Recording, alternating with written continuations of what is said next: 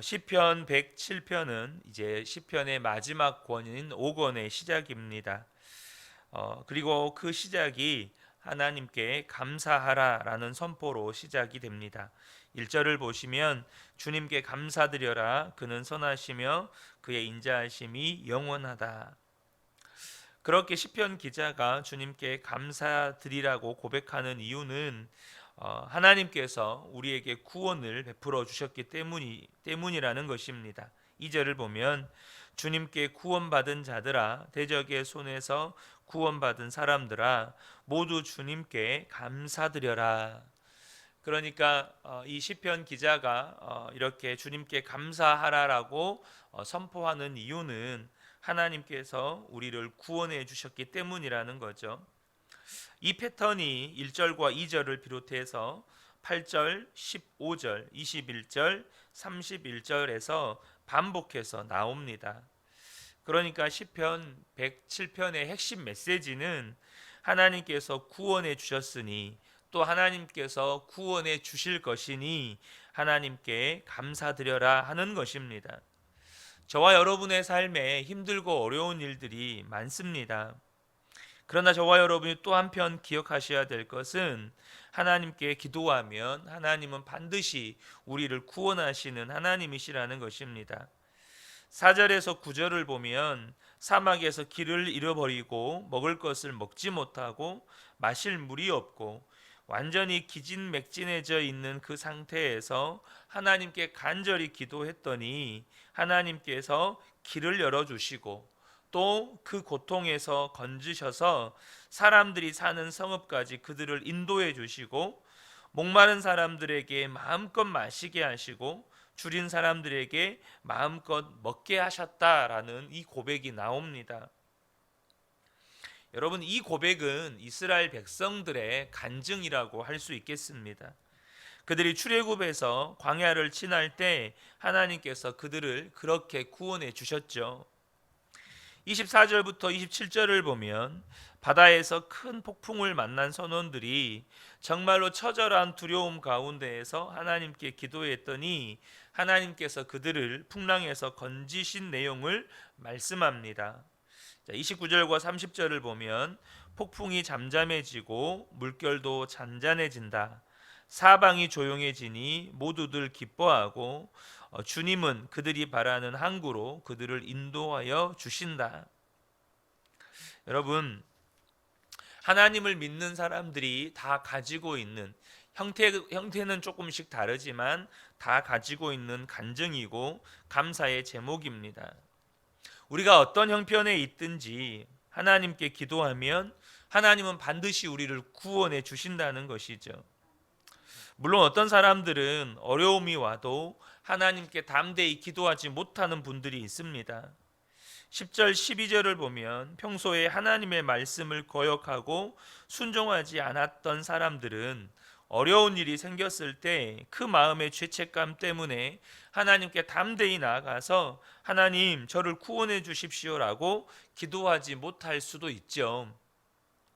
그러나 오늘 시편 107편의 기자는 그런 사람이라 하더라도 하나님의 말씀을 어기고 하나님의 말씀에 순종하지 못했던 사람이라고 할지라도 그가 어려움을 당했을 때 하나님께 회개하고 하나님께 돌이켜서 하나님께 구원을 간구하면 하나님은 반드시 구원해 주신다고 말씀하시는 것입니다. 13절을 보면 그러나 그들이 고난 가운데 주님께 부르짖을 때에 그들을 그 곤경에서 구원해 주셨다. 여러분, 예수님과 함께 구원받은 사람을 아시죠? 예수님이 십자가에 못 박혀 죽으실 때 예수님과 함께 천국에 들어간 사람이 있습니다. 예수님의 제자들이었습니까? 아니면 여러분 예수님의 어머니였습니까? 아니면 사도 바울이었습니까? 그렇지 않습니다. 예수님과 함께 천국에 들어간 사람은 흉악한 강도입니다. 예수님 한편에 매달렸던 이 흉악한 강도가 예수님과 함께 천국에 들어간 사람이죠. 그 말은 어떤 죄인이라도 그가 진심으로 하나님께 구원을 기도하면 하나님이 들어주신다는 것입니다. 복음의 핵심을 가장 잘 이야기해 주는 것이 탕자의 비유입니다. 이 탕자의 비유에 나오는 이 탕자는 정말 불효막심한 사람이죠. 그러나 그가 구원을 간구했을 때 사랑 많은 하나님 아버지는 들으셨습니다. 그래서 그는 자녀의 권세를 회복했어요. 한 걸음 더 나아가서 하나님을 대적하고 하나님을 믿는 사람들을 핍박했던 사람들은 어떨까요? 17절 18절을 보면 하나님께 반역의 길을 걷고 죄악을 저지르다가 고난을 당하는 사람에 대한 이야기가 나옵니다. 그 사람이 하나님께 구해달라고 구할 수 있겠습니까? 하나님을 대적했고 하나님을 반역했고 하나님을 믿는 사람들을 핍박했는데, 그런데 성경은 뭐라고 이야기합니까? 그런 사람이라고 하더라도 그가 고난 중에 깨닫고 회개하고 하나님께 구원을 갈망하면 하나님은 반드시 구원해 주신다는 것입니다. 그때 그들이 고난 가운데 19절 20절입니다. 그때 그들이 고난 가운데에서 주님께 부르짖으니 주님께서 그들을 곤경에서 구원해 주셨다. 단 한마디 말씀으로 그들을 고쳐 주셨고 그들을 멸망의 구렁에서 끌어내어 주셨다. 이 일을 경험한 사람이 여러분 사도 바울 아니겠습니까? 사도 바울은 예수님을 전하던 이 스데반을 돌로 쳐서 죽이는 일에 주동자였습니다. 그리고 여전히 그는 많은 그리스도인들을 감옥에 가둔 박해자였습니다. 그런데 그가 하나님께 구원받고 위대한 사도가 되었습니다. 어떤 분들은 기독교가 굉장히 편협하고 독선적인 종교라고 말하지만 그것은 기독교를 전혀 모르고 하는 말입니다. 여러분, 기독교는요, 모든 사람에게 구원의 문이 열려 있는 종교입니다. 여러분, 기독교를 제외한 모든 종교가 이렇게 말을 합니다. 어제도 잠깐 그 이야기를 주일 말씀에서 나누었는데요. 당신이 죽고 난 다음에 천국에 갈지 안 갈지는 확실하지 않다. 노력해보면 당신이 거룩하고 모든 욕심을 완전히 버리면 혹시 갈 수 있을지도 모른다. 그러나 욕심을 완전히 버리지 못하면 지옥에 갈 수밖에 없다. 이 땅에서 잘 살았으면 죽은 후에 남자로 돌아올 것이고 아니면 여자로 그보다 못한 짐승이나 곤충으로 다시 돌아올 것이다. 이 모든 것은 당신에게 달렸으며 확실하지는 않다. 여러분, 이게 무슨 말장난입니까? 당신이 착하게 살면, 당신이 그렇게 욕심을 완전히 버리면 천국에 갈 수 있다. 그러나 확실하지는 않다. 이게 무슨 말장난이냐고요. 그런데 이게 종교의 실체입니다. 구원을 그렇게 갈망하지만 구원에 대한 확실한 답을 줄 수 없는 것이 종교고, 구원에 대해서 어떠한 확실한 답도 줄 수 없는 것이 또한 종교입니다. 그러나 오직 기독교는 누구든지 주님을 믿으면 다 구원받는다고 단호하고 명확하게 말씀합니다. 누구든지 예수를 믿으면 구원받는다. 3절 말씀을 보겠습니다. 동서남북 사방에서 주님께서 모아들이신 사람들아 모두 주님께 감사드려라. 동서남북 사방에서 주님께서 모아들이신 사람, 이게 무슨 뜻입니까? 우리 주님이 부르시고 구원하신 사람은 특별한 계층, 특별한 지역, 특별한 나라, 특별한 민족에 국한되지 않는다는 뜻입니다. 하나님의 구원은 모든 민족, 모든 나라, 모든 인종, 모든 세대, 모든 성별 사람들에게 다 열려져 있다는 것이죠. 여기에 여기서 함께 예배드리는 분들 가운데, 또 이 온라인으로 함께 예배드리는 분들 가운데 하나님 나라에 들어가지 못할 분은 한 사람도 없습니다. 무슨 말이냐면 무당이어도 괜찮습니다. 성격 파탄자여도 괜찮고 살인자여도 괜찮습니다. 구원에서 제외된 사람은 단 한 사람도 없습니다. 누구든지 회개하고 돌이켜서 예수님을 믿으면 다 구원받는다는 거죠. 이것이 십자가의 복음입니다. 진심으로 내가 지옥에 갈 수밖에 없는 죄인이었다는 것을 깨닫고 정말로 회개하고 나를 구원하신 주님, 십자가에서 나 대신 죽으신 예수님을 정말로 믿으면 누구나 다 구원받을 수 있다는 겁니다. 어제 함께 나누었던 로마서 1장 16절의 말씀, 내가 복음을 부끄러워하지 아니하노니 이 복음은 모든 믿는 자에게 구원을 주시는 하나님의 능력이 됨이라. 모든 믿는 자에게 구원을 주시는 하나님의 능력이 복음입니다. 어떤 분들은 정말 나 같은 자도 하나님께 구해달라고 기도하면 하나님께서 들어주실까 하는 분들도 있습니다.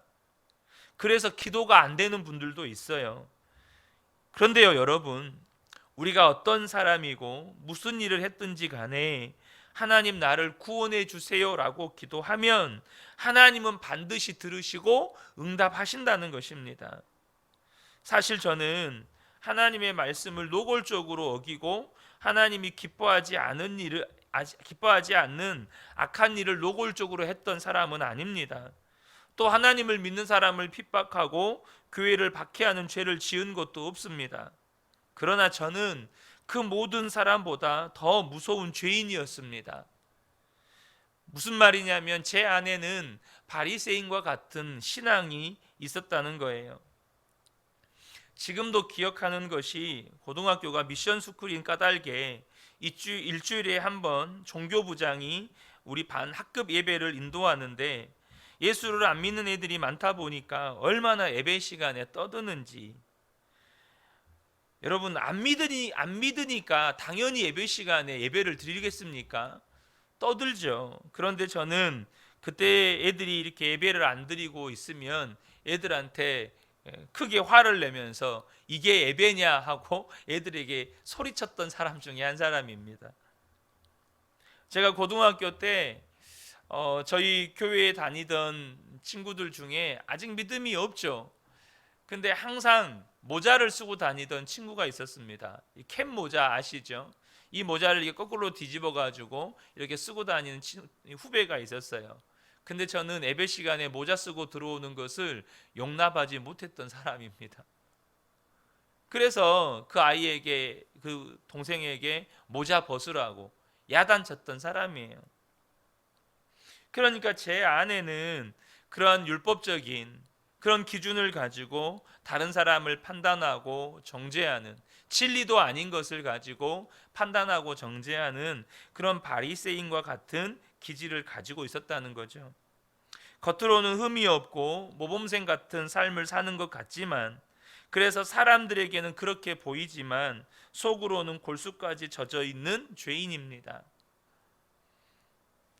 겉으로는 고개를 숙이고 겸손한 것처럼 보이지만 속으로는 영적인 교만이 하늘을 찌를 듯한 사람이었다는 거죠.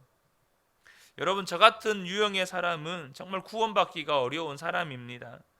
차라리 죄를 짓고 하나님을 핍박하는 사람은 극적으로 돌이키고 회심할 가능성이 있죠. 그런데 저 같은 사람은 겉으로는 하나님을 잘 믿는 사람, 그래서 스스로도 착각해요. 하나님 잘 믿는다고. 자신은 죄인이 아니라고 느껴지기 때문에 진정으로 복음 안에서 거듭나서 돌이키기 어려운 사람이죠. 그런데 그런 저를 하나님이 만나 주셨습니다. 동생의 교통사고, 또 아버지의 죽음, 이런 사건들을 겪으면서 하나님을 찾지 않으면 안 되는, 하나님을 구하지 않으면 안 되는 그런 상황에서 하나님이 저를 만나 주셨어요. 제가 자주 드리는 말씀이지만 다리 부상으로 영적 침체 속에 빠져서 어찌할 바를 모를 때 그때도 주님이 저를 찾아오셨고 제 안에 영적인 소원과 갈망을 주셨고 하나님께 새벽을 깨워 기도할 때마다 주님이 저의 기도에 응답해 주셨습니다. 사랑하는 성도 여러분, 중요한 사실이 있어요. 하나님께서 우리에게 베푸신 구원의 문은 누구에게나 다 열려 있습니다. 그런데 중요한 사실은 우리가 진심으로 내가 죄인인 것을 고백하고 그렇게 하나님께서 날마다 나를 구원해 주시고 인도해 주실 것을 기도할 때 하나님은 응답하시고 하나님은 역사하신다는 겁니다. 하나님이 구원하지 못할 사람은 없습니다. 하지만 마음을 열지 않으면 그 누구도 하나님은 구원하실 수가 없습니다. 하나님은 모든 사람을 구원할 수 있지만 하나님을 향해서 마음을 열지 않은 사람은 구원하실 수가 없어요. 그러므로 저와 여러분이 기억하셔야 합니다. 어떤 상황과 어떤 형편에 처해 있다 할지라도 우리가 주님을 향해 열려있는 마음의 문을 닫으시면 안 됩니다. 우리가 어떤 상황에서도 주님께 구하셔야 합니다. 내가 어떤 죄를 저질렀더라도 주님께 나오셔야 합니다. 내가 어떤 상황 가운데 있더라도 주님 앞에 엎드리셔야 합니다. 그러면 하나님이 베푸시는 구원을 경험하지 못할 사람이 없습니다. 이 새벽에 함께 예배하는 우리 모든 성도님들이 여러분 이것을 꼭 기억하셨으면 좋겠습니다. 모든 사람에게 열려있는 구원의 문, 그러나 주님을 향하여서 마음을 연 사람만, 주님을 향하여 엎드린 사람만, 주님께 엎드려 구원해 주실 것을 간구하는 사람만 주님은 역사하십니다. 이 새벽에 우리 모든 성도님들이 그렇게 하나님을 향하여 마음의 문을 열고 주님께 구원을 간구하심으로 하나님이 베푸시는 구원을 충만하게 경험하시기를 우리 주 예수님의 이름으로 축복합니다. 아멘.